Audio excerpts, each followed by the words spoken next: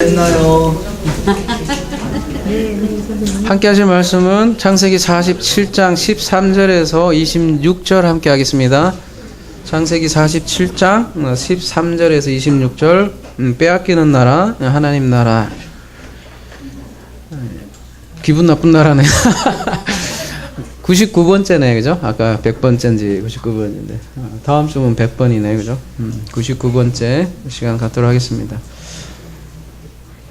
뭐, 제목이 이미 말하겠지만, 오늘 본문은 뭐, 여러분 이미 접해 보았겠지만, 자, 오늘 본문도 이해할 수가, 복음의 이해가 없으면 정말 황당하게 그지없는 스토리죠. 왜요? 요셉이 그렇잖아요. 그 가나안과 애굽에 있는 모든 돈을 끌다가 다 누구한테 줘요? 다 바로한테 주잖아요.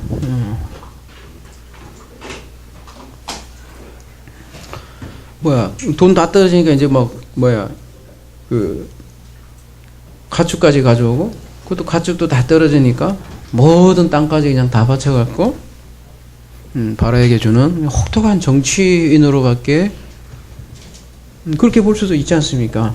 그냥 보면 꿈을 꿨잖아요, 요셉이. 그러면은 지금으로 얘기하면 어떤 정보를 공유한 거 아닙니까? 그러면은 그 기근을 진짜로 막기 위한 것이라면 그 좀 정보를 줘갖고 다 대비해서, 지금으로 얘기하면 주가, 그죠? 정보를 미리 알고 주식을 사고 남들은 다 쪽박차게 하고, 뭐 그거랑 다를 게 뭐가 있냐는 거죠.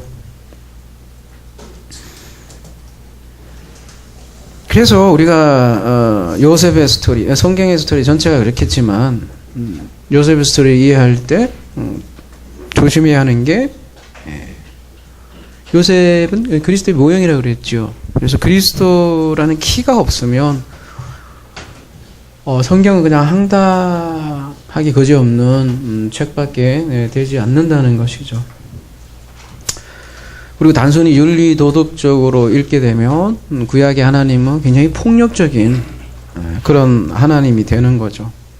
그리고 그를 따르는 인물들은 굉장히 저질스러운 인물이 되는 것이죠.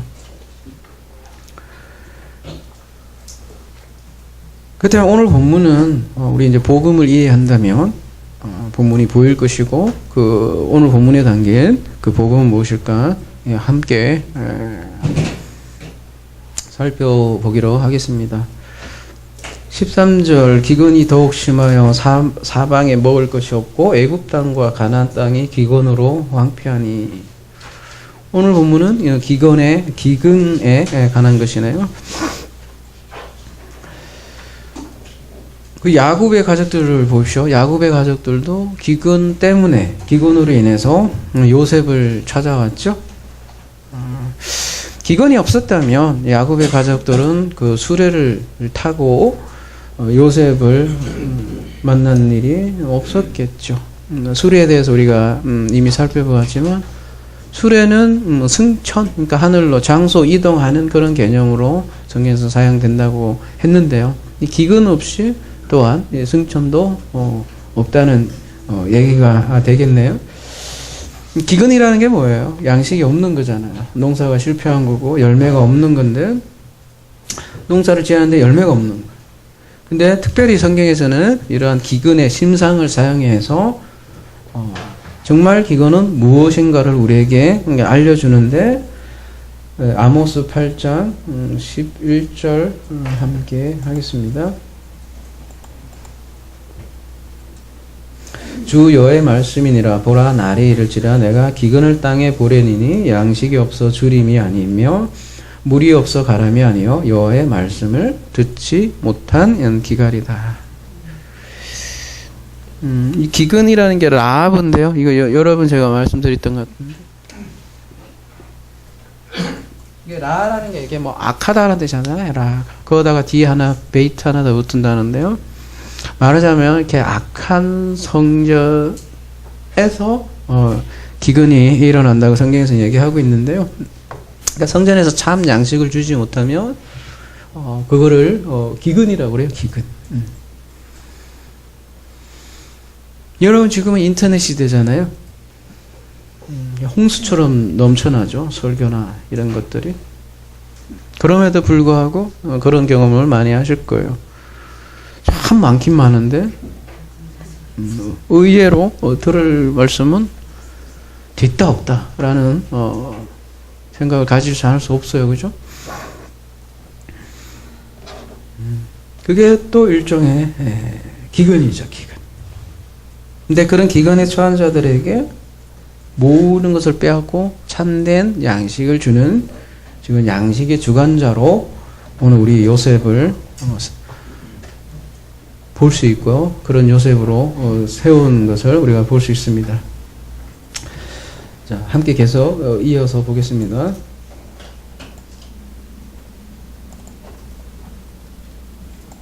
왜 우리가 들을 말씀이 없다 이렇게 얘기를 하냐면 누가 또 통계를 다 해봤대요. 이렇게 이런 거 설교하기 이런 것들.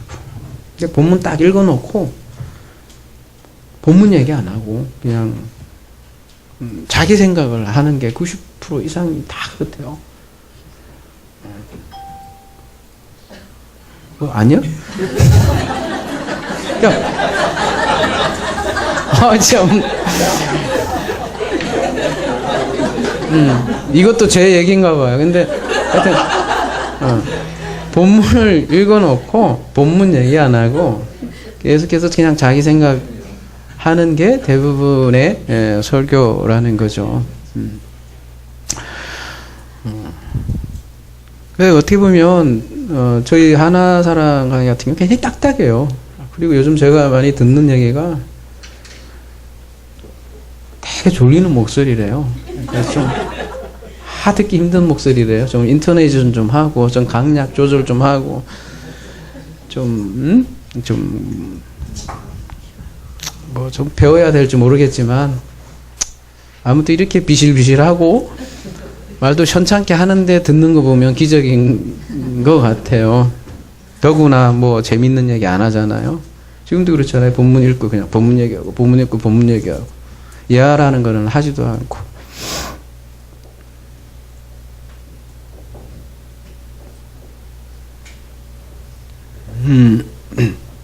왜 얘기하지? 우리 지금 양식에 대해서 얘기를 하고 있는데요. 꼭 양식이 먹는 것만을 성경에서 얘기하지 않더라는 거죠. 아무튼 이렇게 뭐 비실비실하고 이게 재미없는 얘기하니 누가 좋아하겠어요, 그죠? 왜 이 얘기했지? 14절 요셉이 곡식을 팔아 애굽 땅과 가나안 땅에 있는 돈을 모두 거둬들이고 그 돈을 바로의 궁으로 가져가니 애굽 땅과 가나안 땅에 돈이 떨어진지라 애굽 백성이 다 요셉에게 와서 이르되 돈이 떨어졌사오니 우리에게 먹을 거리를 주소서 어찌 조합해서 죽으리까. 이 14절에 보니까 돈을 가지고 왔네요. 돈을 모두 거두어 드리고 이 케페르인데요. 원어에 보면 우리 여러분 인터넷을 보면 히브리어 창세기 강의 이랬는데 히브리어 별로 얘기 안 하는 것 같아요. 좀 그죠? 이게 무슨 히브리어 강의야 이렇게 얘기할 수 있는데 사실 엄격히 말하면 히브리어 강의는 아니죠, 뭐. 그죠?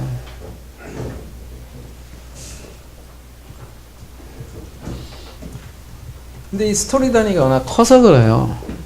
스토리별로 우리가 보기 때문에 한자 한자 이렇게 얘기하는 게 할 수도 있겠죠. 할 수도 있지만 그 하나하나 얘기하는 거는 우리 산상순에서 여러분 집 면목을 봅시다. 제가 한자 갖고 몇 시간을 하는지 산상순이 몇 절 안 되거든요. 그게 얼마나 1년 동안 요만큼을 할 수 있는지 산상순에서 다시 한번 경험을 해보자고요. 근데 큰 스토리 단위니까 늙었다 죽을 때까지도 못해. 그러면 우리 제 소원이 모세오경까지는 하는 게 소원인데 그것도 빨빨 해야 이렇게 간다고. 어쨌든 히브리어 강의 몇 번 하니까 히브리어 몇 번 안 나온다 이렇게 얘기하는데 어쨌든 중요한 부분만 이렇게 찍어서 본다는 거 이해하시고 산상수훈 때는 완전히 그 반대로 얼마나 디테일할 수 있는지를 한번 우리가 경험을 해보자고요. 돈, 캐세프인데요. 돈은 돈인데 무슨 돈이에요? 보면 주로 은이라는 은전을 얘기를 하는데 성경에서는 은전을 어떻게 많이 사용되냐면 몸값. 요셉이 애굽으로 팔려갈 때도 얼마에 팔려요?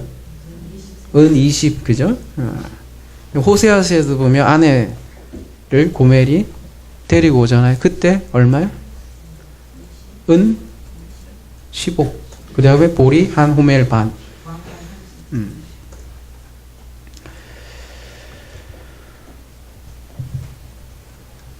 예수님은요? 은 30에 팔렸죠. 그죠? 이게 몸값을 얘기하는 게, 성경에서는 이제 은을 얘기하는데요. 어쨌든요. 지금 애국 백성들이, 지금 양식을 위해서, 돈을 가지고 왔죠. 근데, 그 은으로, 그러니까 그 돈으로 양식을 샀지만, 어떻게 되는 거예요? 금방 양식이, 그러니까, 다 떨어지는 거예요. 이게 해결이 안 된다는 거예요. 궁극적으로. 금방 다시 와서는 그래서 16절 요셉이 이르되 너희의 가축을 내라. 돈 떨어졌더니 이제 가축을 내래요. 돈이 떨어졌은즉 내가 너희의 가축과 바꿔주리라. 17절 그들이 그들의 가축을 요셉에게 끌어오는지라 요셉이 그 말과 양떼와 소떼와 나귀를 받고 그들에게 먹을 것을 주되 곧 그 모든 가축과 바꾸어서 그 해 동안에 먹을 것을 그들에게 주니라. 돈 다 떨어지니까 가축을 가지고 오래요. 이 가축이 이 당시에는 부의 척도죠. 그러니까 가축 몇 마리 가지고 있느냐? 여러분들 예전에 시골에 살았을 때 그렇죠, 그죠? 그 집에 소가 몇 마리 있냐? 따라 그 집에 마찬가지로 굉장히 귀한 거죠. 그리고 돈보다 더 귀한 게 가축인데 왜 그러겠어요? 예전에 왜 또 소 한 마리 팔 때마다 그러니까 소 한 마리 팔아서 애들 등록금 하고 그랬잖아요. 그죠? 그리고 닭도 그렇잖아요. 닭에서 알을 내서 그 알로 돈을 만드는 거잖아요. 근데 가축이라는 건 일종의 가축도 팔면 그러니까 돈은 떨어져도 가축이 있으면 그게 자원이 되잖아요. 돈을 만드는 수단도 되잖아요, 가축이. 근데 그래서 돈이 없어지니까 이제 그 다음 더 그 근원을 드러내는 거죠. 그러니까 돈보다 어떻게 보면 더 중요한 재산이 당시에는 가축이었던 거죠. 또 하나, 가축은 어디에 쓰여요? 옛날에는 그렇죠. 제사에도 쓰이고. 왜 가축을 제사에 쓰겠어요? 자기 자신을 대신하는 자기와도 같은 존재들이 가축이라는 거죠. 그러니까 돈과 희생 제사로도 참 양식을 살 수 없다는 거고요. 근데 그 가축으로 양식을 샀는데 그것도 뭐예요? 얼음발에 오줌싸기야. 또 금방 동이 납니다. 그래서 18절 그 해가 다 가고 새 해가 되매 무리가 요셉에게 와서 그에게 말하되 우리가 주께 숨기지 아니하나이다. 우리의 돈이 다 하였고 우리의 가축대가 주께 돌아갔으니 주께 낼 것이 이제 아무것도 남지 아니하고 우리의 몸과 토지뿐입니다. 그 해가 다 가고 새 해가 되었습니다. 이렇게 얘기하고 있습니다. 새해라고 되어 있는데요. 이렇게 원어에 보면 쉔니라는 말을 쓰고 있어요. 우리 두 번째, 그러니까 이 중에 두 번째. 그러니까 새해겠죠. 뭐 그렇게 번역한 건데, 그러니까 첫 번째가 있고 더 세컨 두 번째가 있는 거예요. 그 두 번째 해가 되니까 이 사람들이 이제 자기 몸과 그러니까 자기 몸만 가지고 온 거예요.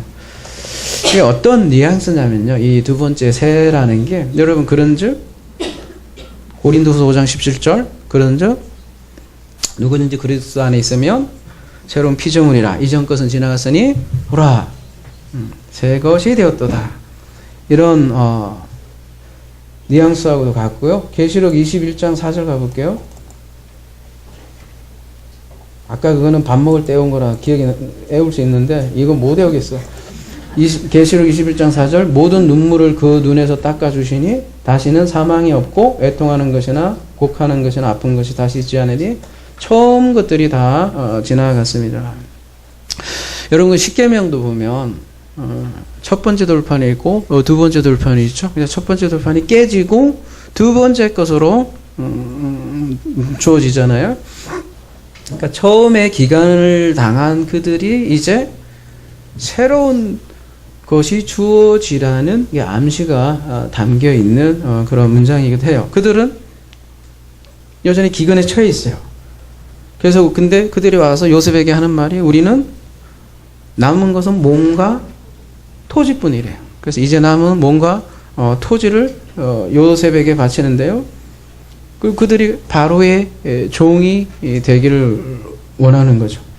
그리고 그들이 원하는 게 뭐예요? 이게 아주 재밌어요. 그냥 양식을 주면 될 텐데 뭐를 요구를 하는 거예요? 이미 다 굶어 죽을 판인데 또 한참 걸리는 19절 우리가 어찌 우리의 토지와 함께 주의 목전에 죽으리까 우리 몸과 우리 토지를 먹을 것을 주고 사소서 우리가 토지와 함께 바로의 종이 되리니 우리에게 뭐를요? 종자를 주시면 우리가 살고 죽지 아니하며 토지도 황폐하게 되지 아니하리라. 종자를 달라 이거예요. 은 바쳤죠. 가축 다 바쳤죠. 그래도 요셉이 계속 밀어붙이는 것은 바로 요 종자 때문인 거죠. 종자가 도대체 뭐길래요? 제발 종자를 달래요. 이들이 새해에 두 번째 해에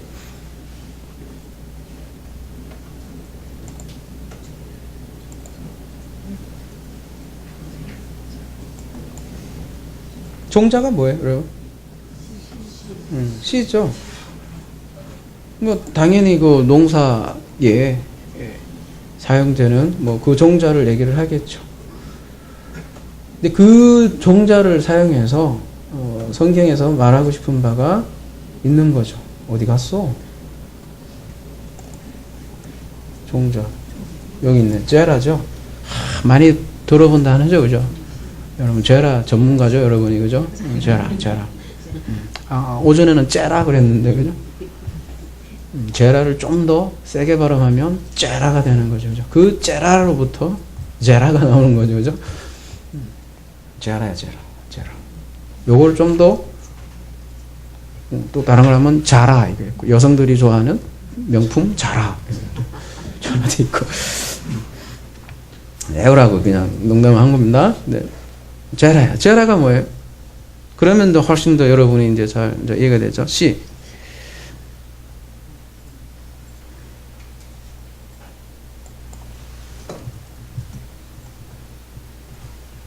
아브라함에게 약속하셨죠? 내가 이 땅을 내 자손에게 주리라. 단서예요, 그죠? 너의 제라에게 주리라. 또 다 뭐 이제 오늘 안 보고 빨리 가게요. 창세기 15장 3절 또 아브라함에게 이르되 주께서 내게 씨를 주지 아니하였으니 내 상속자가 될 것이다. 여호와의 말씀이 그무에 이르되 그 사람이 내 상속자가 아니라 내 몸에서 날 자가 내 상속자가 되리라. 이때가 이게 제라예요. 제라. 그를 이끌고 밖으로 나가 이르시되 하늘을 물어 무뼈를 셀 수 있는 보라. 그에게 이르시되 내 자손이 이와 같이 하리라. 아브라함이 여호와를 믿으니 여호와께서 이를 그의 의로 여기시나니. 아까도 보셨지만 제라는 항상 단수로 써요. 이건 뭐 흔히 얘기하는 집합 명사라고 하는데 무뼈리 그렇게 많은 것처럼 봐라 얘기를 해도 제라는 단수예요. 그래서 사도 바울이 뭐라고 얘기를 하는 거예요?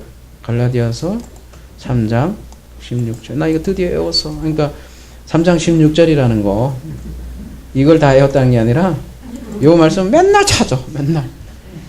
근데 갈라디아서 3장 16절이더라. 그래서 여러분 3장 16절에 가만보면 중요한 게 많더라고.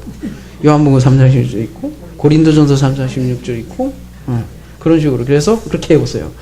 갈라디아 3장 16절. 이 약속들은 아브라함과 그 자손에게 말씀하신 것인데 여러 자손을 가리켜 얘기한 게 아니고 오직 한 사람을 가리켜 내 자손이라 한 건데 곧 그리스도다. 그러니까 성경에서 말하는 그 자라의 궁극은 그리스도이다. 이런 사도 바울은 얘기하고 싶은 거예요. 그게 성경 주제이기도 하고요. 그러니까 그리스도를 약속했다는 거예요. 겉으로 보기에는 뭐 이삭 이런 것들을 이런 것처럼 이삭을 약속한 것처럼 보이지만 성경에서 말하는 자라는 궁극적으로는 그 땅과 자손은 결국 예수 그리스도를 뜻합니다라고 지금 갈라디아에서 얘기를 하고 있어요. 여러분 씨인데요, 씨. 영어로 하면 씨드죠, 씨드. 많이 들어보셨죠? 비슷해, 희한하게. 우리나라 말로 씨인데 영어로는 씨드예요. 씨드가 무슨 뜻이에요? 이게 씨라는 뜻도 있고, 여러분 뭐 네이버 박사님한테 이게 쭉 찾아봐 보면 그냥 자손이란 뜻도 있어요. 가족, 자손. 그리고 남자들이 스포츠 좋아하잖아요. 시드 하면 뭐가 생각나요? 탑 시드라는 말 들어봤어요? 테니스 탑 넘버원 탑 시드. 모든 스포츠에는 시드 넘버원이 뭐예요? 랭킹? 넘버원이에요. 아시잖아요. 그게 시드라고요. 탑 시드. 그러니까 그 시드 좋은 사람들끼리 안 붙이려고 먼저 배정을 하는 거라고요. 그러니까 넘버원 시드 받은 거는 예선전을 편하게 가는 거예요. 그죠? 그러니까 시드 없는 애들만 죽으라고 고생하는 거야. 그죠? 탑 시드라고 그래요. 랭킹별로 시드 주는데 그게 시드예요. 여러분 성경에서 탑 시드는 뭐예요? 그리스도예요. 그게 종자라고요. 그래서 그 탑 시드가 그 스포츠에서도 보면 거의 뭐 그 경쟁 맨날 브라질 뭐 이탈리아 이렇게 우승을 하고 그죠? 테니스도 뭐 맨날 우승한 사람이 거의 한다고. 요즘 제가 탁구 좋아한다고 하지만 탁구도 맨날 보면 마롱이 이겨. 맨날 마롱이 이겨. 안 돼. 탑시드가 거의 장악을 한다고. 그래서 성경에서도 이렇게 탑시드가 그 전쟁에 이기는 그런 얘기들이 많이 나오는데요.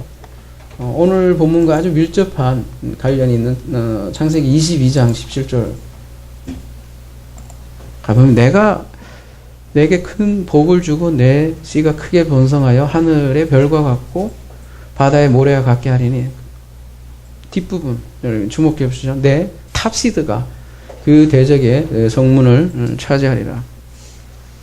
전쟁 개념이잖아요. 그 시드라는 거, 시드 넘버원 받는 거, 선수들 간의 전쟁이잖아요.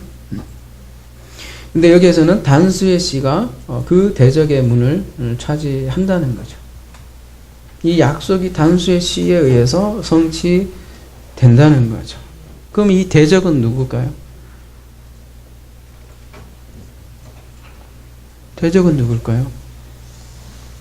이 대적이 원수예요. 사탄이고. 대답을 안 하시니까 좀 더 봅시다. 그냥 여러분 스스로 알게 됩니다. 씨는 왜 뿌려요? 열매를 맺기 위한 거잖아요. 그죠?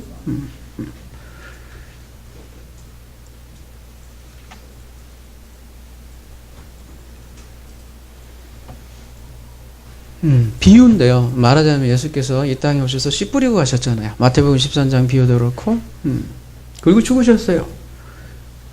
그리고 또 열매를 맺어요. 어떻게 열매를 맺어요? 여러분 제자라고 말씀하셨는데 그러니까 제자가 열매인데 말하자면 그 열매가 어떤 식으로 생기느냐 이거죠. 예수의 죽음으로 인해서 열매가 생기는 거잖아요. 그죠? 예수가 죽고 성령으로 엘코마에 해서 아까 우리가 보았던 그 도마가 원수지 뭐 안 그래요? 그런 그 대적의 문을 그 씨가 차지하는 거예요. 그 탑시드가. 별벌을 있는 우리 시드도 없는데 정복을 해서 같이 그래서 요한복음 12장 24절을 보면 내가 진실로 진실로 너에게 이르노니 한 알의 밀이 땅에 떨어져 죽지 아니하면 한 알 그대로 있고 죽으면 많은 열매를 맺으니라 이런 말씀을 하시죠. 참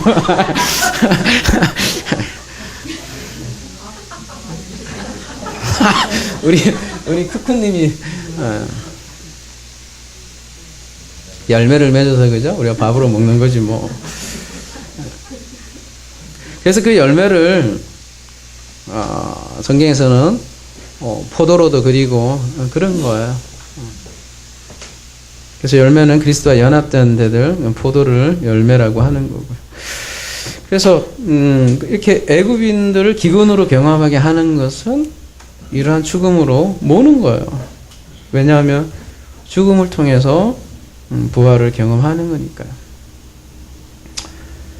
저는 이 말씀밖에 안 들어요. 매주 얘기해요.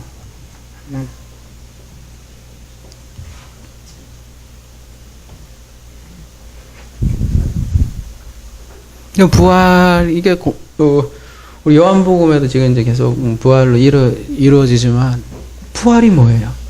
그러면 지금 우리가 하는 맥락으로 얘기하자면 뭐 여러 가지 정의할 수 있지만 그 씨드를 갖는 거예요. 우리가 그 씨를 갖는 게 부활이라고요. 그래서 여자가 마리아 되는 거예요. 그 씨를 잉태하는 거예요.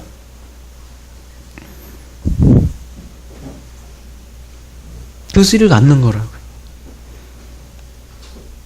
그 씨를 내 안에 갖는 거라고요. 어디 바깥에 계신 게 아니라 그거를 부활을 호라고 목격했다고 하는 거라고.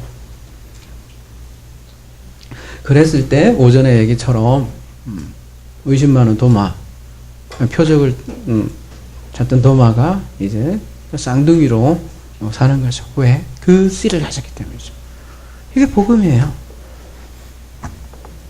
그 씨를 가지면 이 사람이 바뀌어. 여자가 다 바뀌어. 먹는 것도 다 바뀌고. 그 조그만 씨가 여자를 통째로 그냥 압도해갖고.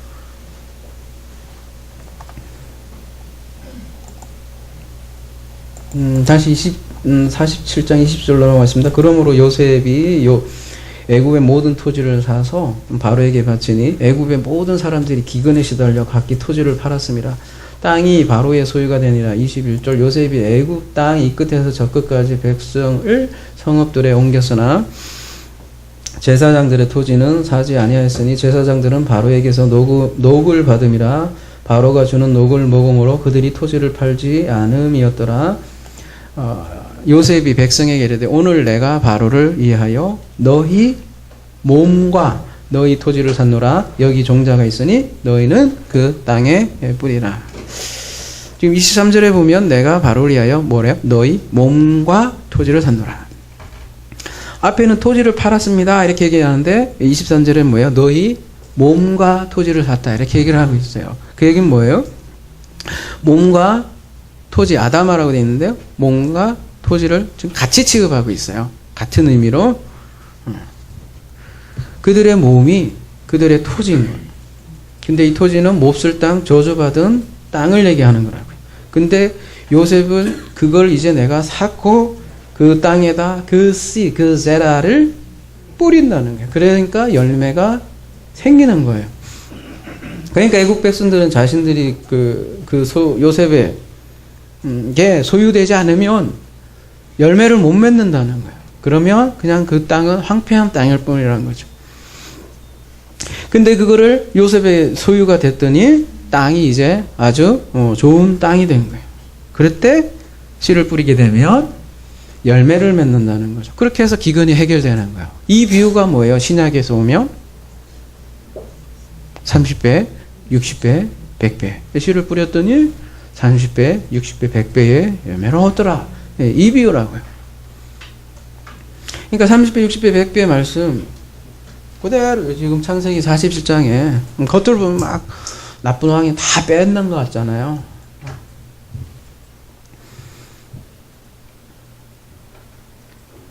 이게 성경이 중요한 원리예요, 여러분. 모든 소유를 다 팔지 않게든 하는 날에 결코 들어갈 수 없다잖아요. 다 뺏어요. 그러면 다 팔기 전에는 종자를 받지 못한다는 거예요. 애국 사람들은 은을 가지고 왔어요.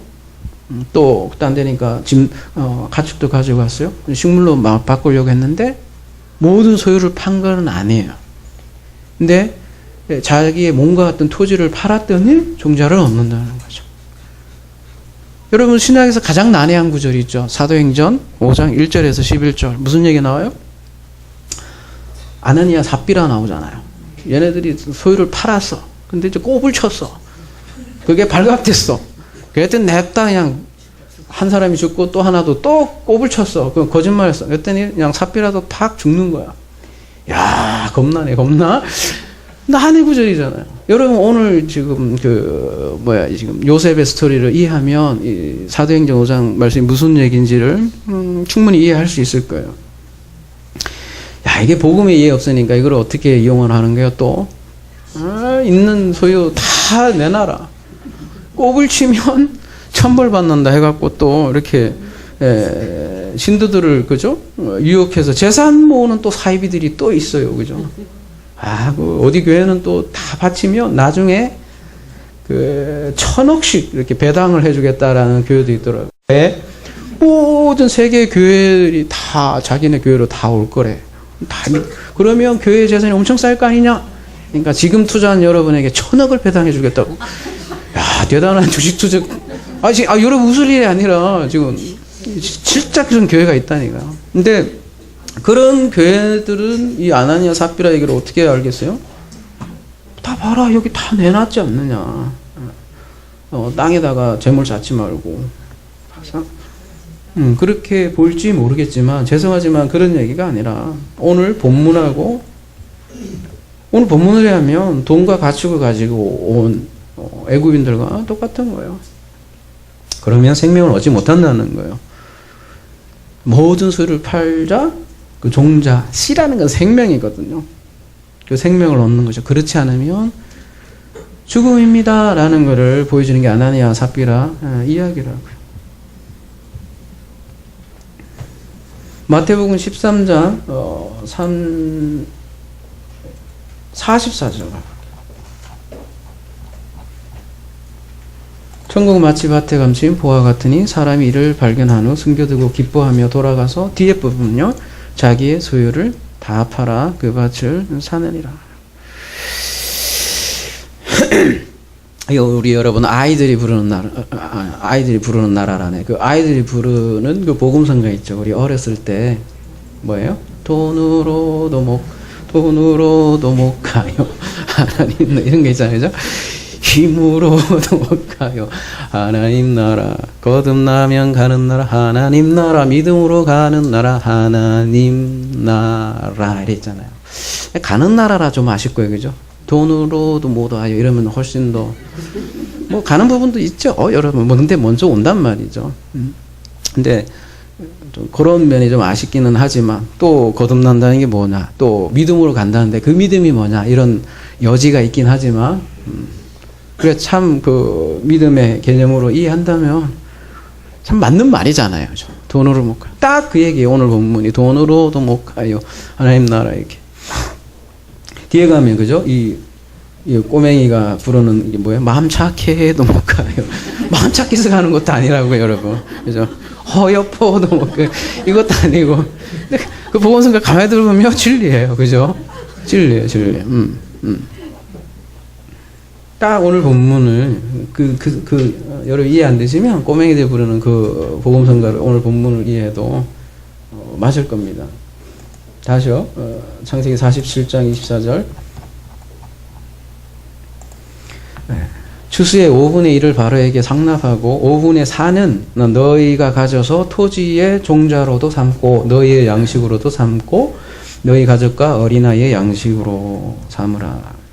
그들이 이르되 주께서 우리를 살리셨사오니 우리가 주께 은혜를 입고 바로의 종이 되겠나이다. 26절까지 마무리할게요. 요셉이 애굽 토지법을 세우매 그 5분의 1이 바로에게 상납되나 제사장의 토지는 바로의 소유가 되지 아니하여 오늘날까지 이르니라. 24절에요. 5분의 4 5분의 1 이렇게 표현되어 있는데 이렇게 되어 있으니까 20% 세금법 이런 정도로만 생각하는지 모르겠어요. 그죠? 이렇게 또 생각하시는 분도 있어요. 그 당시 어차피 20% 냈고 근데 토지가 있는 것에서 없는 것 뿐이지 그러니까 이게 심한 세금은 아니었다. 원래 20%였다. 이렇게 얘기하는 부분도 있는데 심한 거지. 다 뺏었으니까. 자꾸 그거를 이렇게 합리적으로 생각하려고 해서 요셉이 그렇게 잔인한 사람이 아니다. 자꾸 보호해 주려고 하는 거야. 요셉은 나쁜 사람이 아니다. 그걸 그냥 겉으로 그렇게 얘기하니까. 근데 원어로 보시면요. 그 5분의 1이라기보다는요.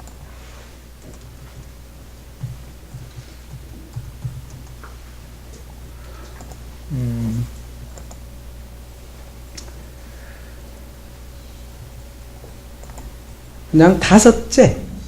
서수인데요. 다섯째.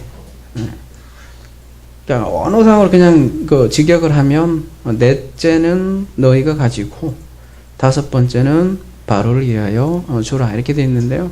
말하자면 그러니까 다섯째라는 건 마지막이에요. 그냥 마지막. 그리고 넷째까지는 내가 마지막.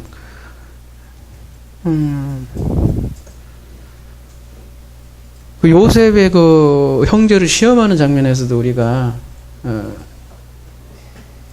그 얘기를 했던 것 같은데, 여러분 그 산상수훈 뭐 우리가 이제 앞으로 한다 그랬는데 이 산상수훈을 모르면 힘든 것 같아요. 그래서 이게 너무 베이직이 너무 많은 것 같아요. 그래서 해야 될 것 같아요. 왜냐하면요, 이 산상수훈이 신앙생활의 그 근원적인 문제점을 다 지적을 하기 때문에 산상수훈만 제대로 알아도 우리가 잘못 알고 있는 신앙생활을 다 집어서 얘기하거든요. 구제, 금식, 기도 이런 문제, 기도 문제 다.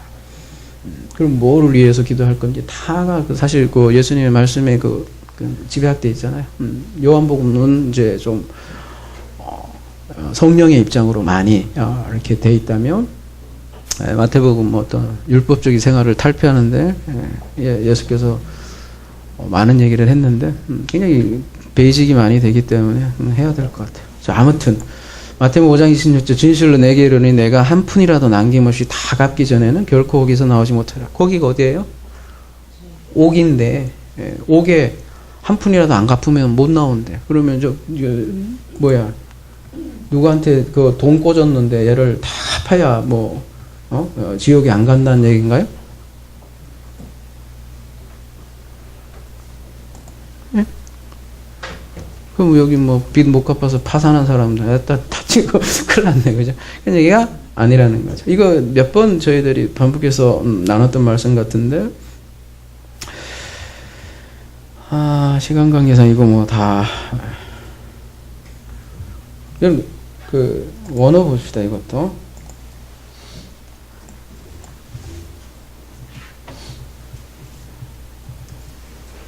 홀이라고 하니까 이게 좀 어감이 좀 안 나올 수 있는데,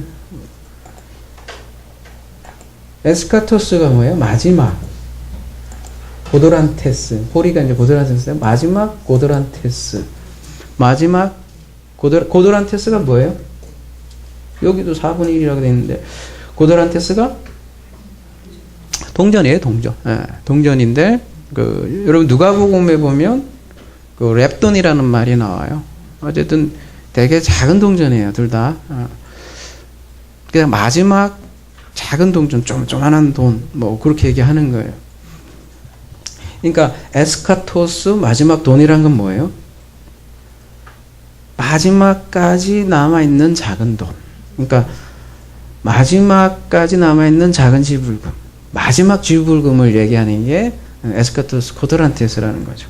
그러니까 이 마지막 지불금이 단순히 돈이라기보다는 그게 넘겨지기 전에서는 옥에서 나오지 못한다는 거예요. 오늘 본문의 맥락에서 얘기하면 기근에서 벗어나지 못하고, 마지막 그래서 갑지불 개념으로 해석했잖아요. 그거를 속전이라고 하는데, 겉으로 드리는 돈도 안 되고 또 가축으로 드린 희생제사도 아니고 마지막 그 속전, 죄를 오늘 오전으로 얘기하면 떠나보낼 수 있는 그 마지막 돈.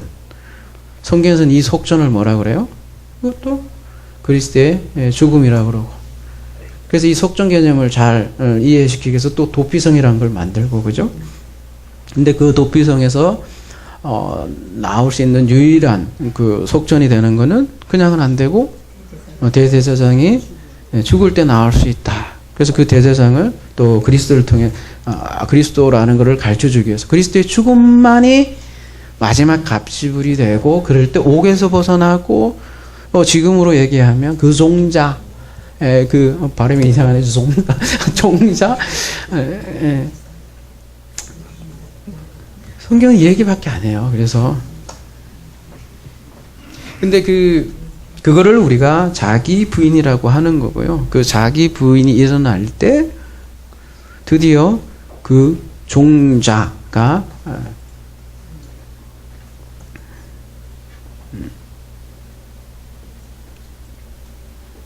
그러니까 몸과 토지를 내놓는 얘기는 전부 내놓는 거야. 이제 뭐 더 이상 내놓을 것도 없잖아요. 근데 제사장 토지는 오늘 본문에 의하면 이미 제사장은 바로의 독을 먹고 있기 때문이죠. 주인이 이미 바로예요. 거기는. 그러면 오늘 제목처럼 하나님 나라는 무슨 나라예요? 빼앗기는 나라예요. 빼앗기는 나라. 이 빼앗김에 대해서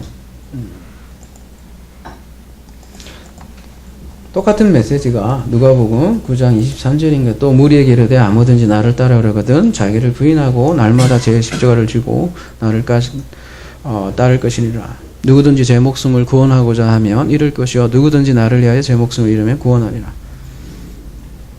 마태복음 10장 37절 다 같은 말씀이에요. 아버지나 어머니를 나보다 더 사랑하는 자는 내게 합당하지 아니하고 아들이나 딸보다 더 사랑하는 자도 내게 합당하지 아니하며.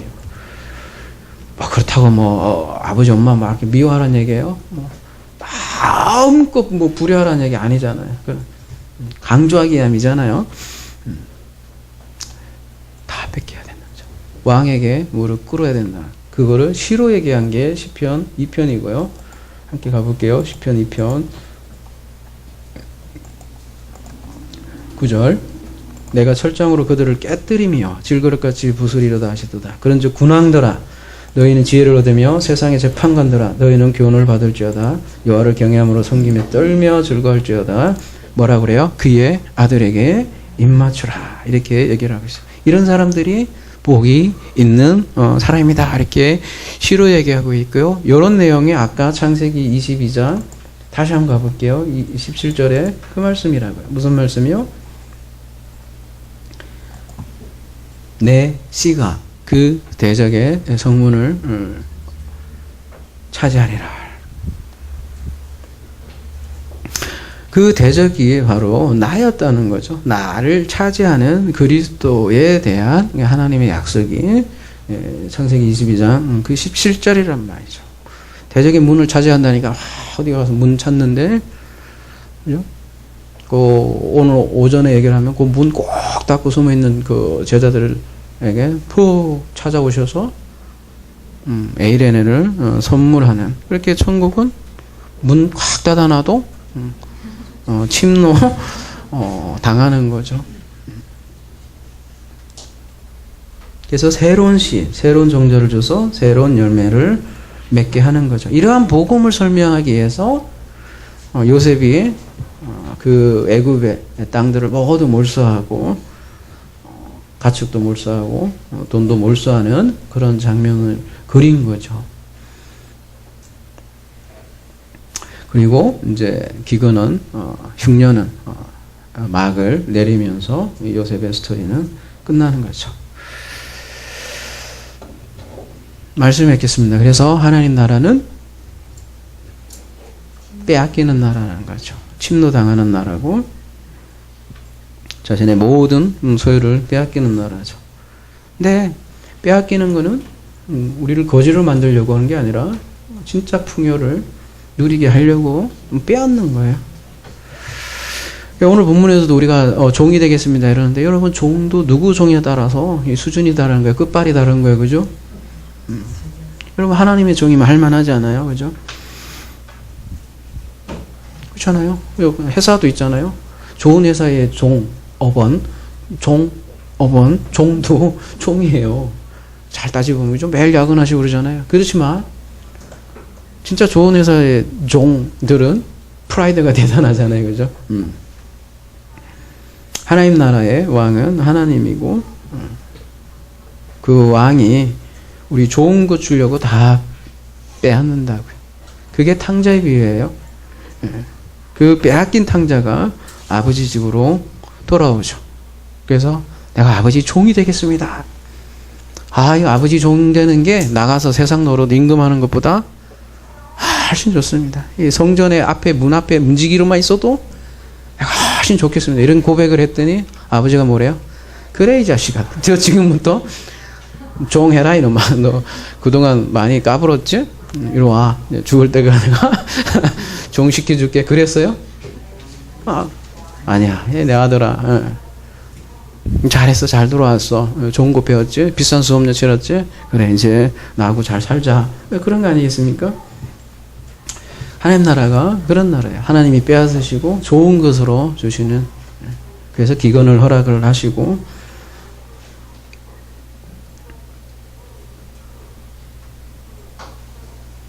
오전에는 도마에게 복이 있도다 그렇게 말씀하셨는데 오늘 빼앗긴 여러분 많이 빼앗겼죠. 복이 있습니다. 여러분 산상수훈하겠지만 세상적으로 볼 때 전혀 복이 아닌 모습들을 전부 다 복이라고 합니다. 왜냐하면 가장 좋은 것, 가장 좋은 것 주시려고 하는 그 하나님이 있기 때문에 우리가 빼앗기는 것조차도 복입니다. 앞으로도 빼앗길 것입니다. 빼앗기는 자에게 복이 있나니 천국이 여러분 것입니다. 이러한 복이 가득하기를 기도합니다.